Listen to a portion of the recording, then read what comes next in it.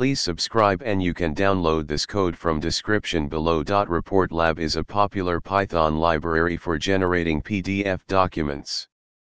It provides a wide range of features for creating complex PDFs, including tables, charts, and text. In this tutorial, we will explore the split first and split last functions in ReportLab. These functions are used to split a long string of text into two parts at a specified delimiter. Before you begin, ensure you have Python and ReportLab installed on your system. You can install ReportLab using pip. The split first and split last functions are part of ReportLab's Platypus module, which is used for creating flowable elements in a PDF document. These functions are particularly useful when you have a long string of text that you want to split into two parts based on a delimiter. Here's a brief overview of each function. Split first, text, delimiter. This function splits the text at the first occurrence of the delimiter. It returns a tuple containing the text before the delimiter and the text after the delimiter.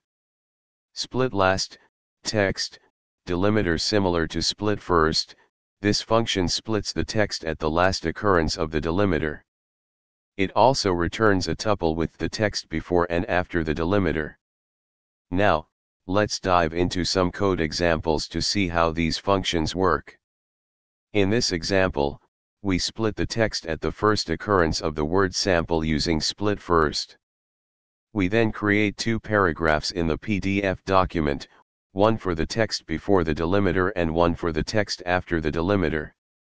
In this example, we split the text at the last occurrence of the word sample using split last and then create two paragraphs in the PDF document. In this tutorial, we've learned how to use the split first and split last functions in ReportLab to split a text string based on a delimiter. These functions are handy when you need to manipulate text within your PDF documents. You can use them to create more dynamic and informative PDFs with ReportLab. ChatGPT.